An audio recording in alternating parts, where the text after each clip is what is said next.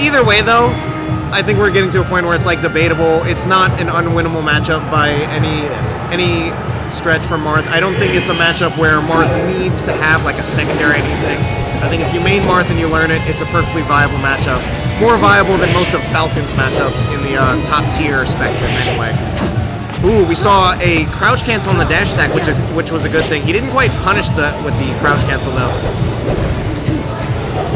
Ooh, some nice baits, kind of dropping through the platform, but faking dropping through.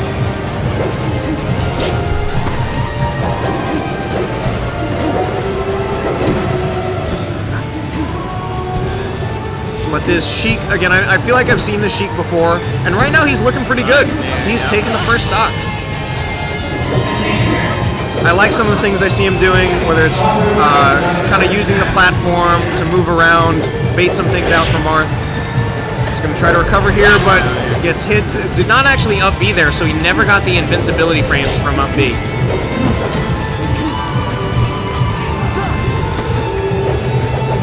Now, I feel like I was just said Okami. I feel like Kopaka could have gotten more out of his throw from that he got. Let's see what we'll get from his throw here. Just hasn't gotten a whole lot out of the throws. He's getting grabs, but he's not getting a lot out of them. There's definitely a little bit more possible out of the grab. I think he has the right idea, though. Yeah, I mean, percent tech chasing, it does work against Sheik. You can. So I mean, he has the choice of up throwing or forward throwing. So far, you know, he's nevertheless winning the neutral. So maybe I shouldn't get on him too much, but he could get more actual punishes out of the grab. Yeah, but I don't know. I don't think anything he's done has been bad though. Like the second time he missed, he tried reading the jump, which he almost did. So it's like, yeah, up throw up air isn't guaranteed, except at certain percents.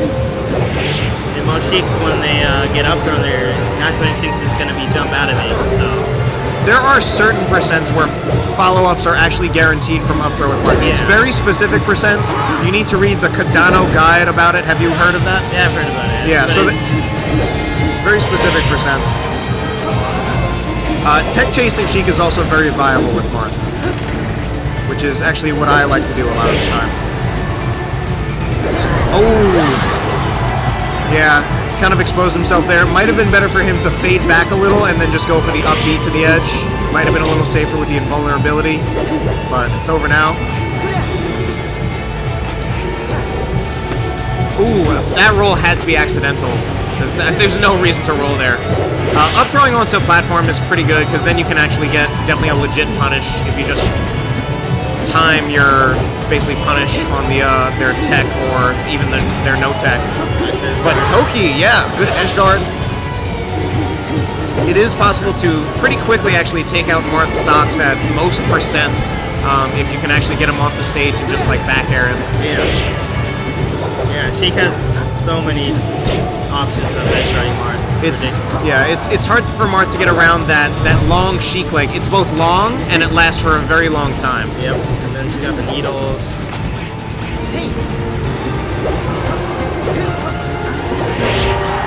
Kind of just caught him standing there after wave dashing from the edge. Up air does not, or not up tilt does not seal it out. Ooh, that was close. Is that gonna finish it? Yeah, that was a weak forward smash, but it killed. So Kopaka's playing it pretty well, and I'm also pretty impressed with this Toki guy too. He is playing well, and I feel like I've seen him before. I feel like I may have played him before, and I don't think he was as good as he is now the last time I played him. Like I feel like he's put in some time and has gotten a little better. Toki looks good. He just gotta watch out when Kopaka's dash dancing. That's where he's getting beat a lot. So he's gotta like be more careful about going in, or maybe just throw some darts when he's dash dancing. Do something to make Kopaka come to him. Alright, we're gonna see the Fountain of Dreams pick. I know this is, or at least I think this is often, at least sometimes a stage that Sheiks will want to go to. Wow, he hasn't gotten hit yet. If only he had gotten that edge hog, that would have been just the end of that stock in his favor. Now he's got to continue to play a little more neutral. Has already taken a little extra damage from it in his case, but he might finish it out right here. No, dropped it a second time. I like how Toki's playing the stock though. Oh, that's unfortunate. lot better. He's actually getting some grabs this game, which I didn't see much game 1. I mean, he basically played better for at least that first stop. No, definitely. Aside from killing himself. That's the main way that he did not play better. But he won most of the exchanges, punished harder. We have an air dodge from Kopaka off the stage.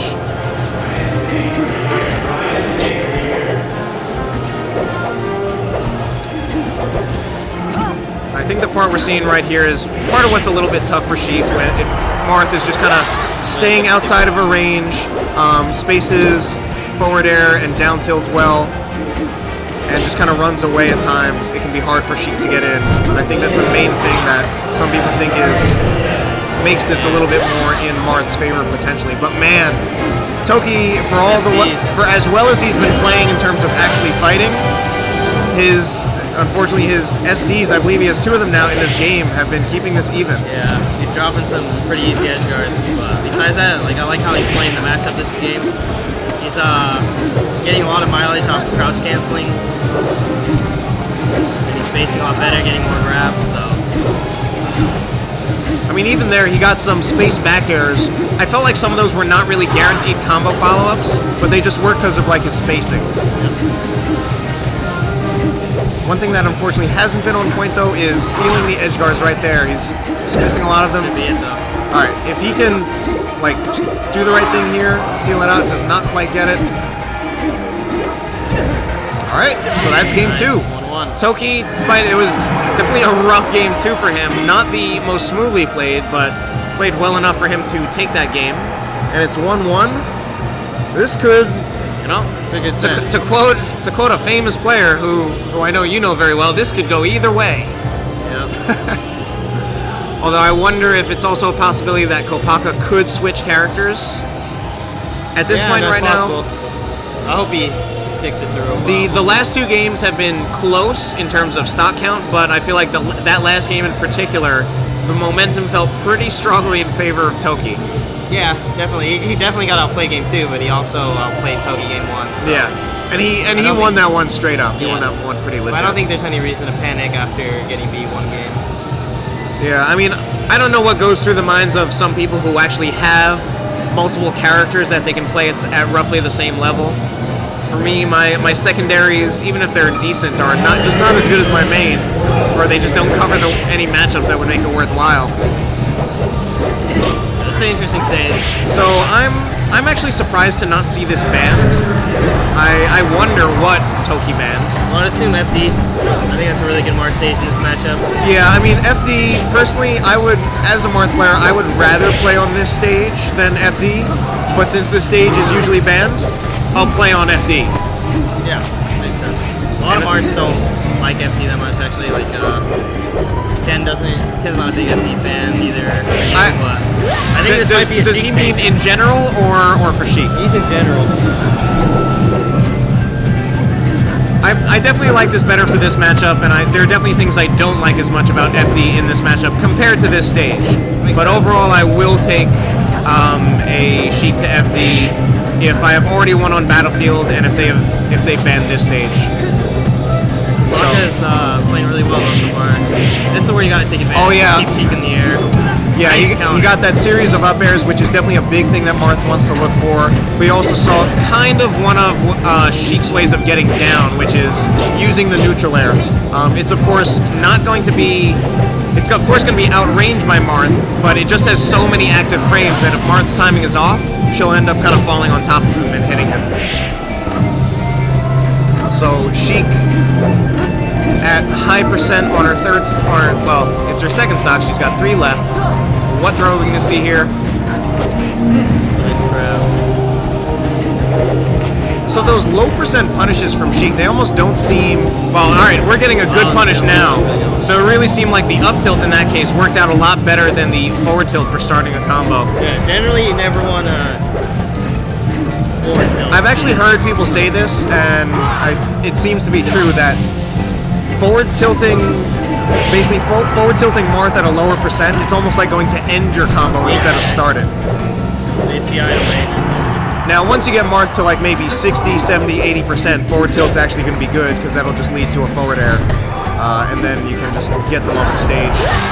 Nice. All right, so we see 2 stocks even. This is close. And again, a lot of us, I personally have not seen, well, haven't seen a whole lot out of Toki. I've kind of seen him before.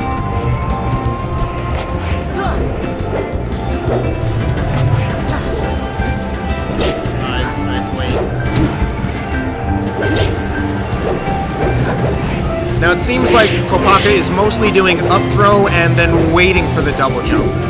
It is possible sometimes to just up throw and actually go for the attack and try to get it before they jump. And you mix it up, of course.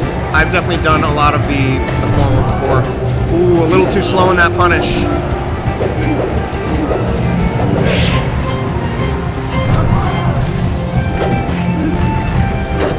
Oh, tries to go for the dynasty. That angle though. You know, one of the great things about Sheik is even though her down smash and her forward air are not that powerful in terms of like whatever the knockback is, but they have that. Oh my God! Let's stop talking about that. What a combo! And unfortunately, Toki's edge guards definitely have been the glaring weakness in his game right now. I mean, if he does not end up winning this game, it's going to have a lot to do with those missed edge guards.